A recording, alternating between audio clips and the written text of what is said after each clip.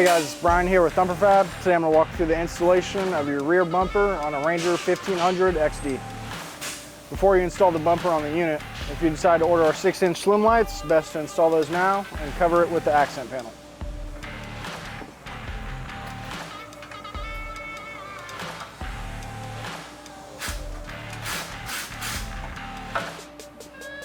With the hardware kit provided with your bumper, you'll install the light cube covers with an Allen wrench. Before installing the bumper, you'll want to remove the lower 2 bolts from the heat shield and replace them with these rubber stoppers. They'll limit the travel of the bumper when the bed is open. The next step in preparing your vehicle for the installation is you'll remove this factory hinge using a 13mm socket. When removing the OEM hinge, you want to save the nuts as they will be reused later. With your OEM bed pivot bracket out, you'll tilt your bed up to allow you to raise the bed enough to slide your bracket into position. With your bracket in position, you're going to reinstall your factory hinge bracket using the factory hardware.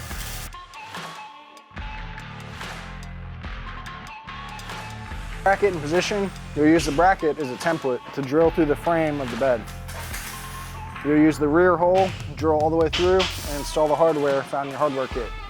With your brackets in place and loosely tightened, the next step is to mount the bumper shell to the brackets. With the bumper in position, you can loosely fasten your hardware. Once all hardware is started, then you can tighten evenly. With your bumper shell loosely fastened to the brackets, you'll tighten evenly, and go back and tighten your bracket mounting hardware. Choose to mount a winch on the rear of the bumper. You can use our Thumper Fab universal fairlead plate and mount it directly on the back of the bumper using the hardware provided with the winch box. Once you have everything tight, you connect the wiring and you're ready to hit the trail.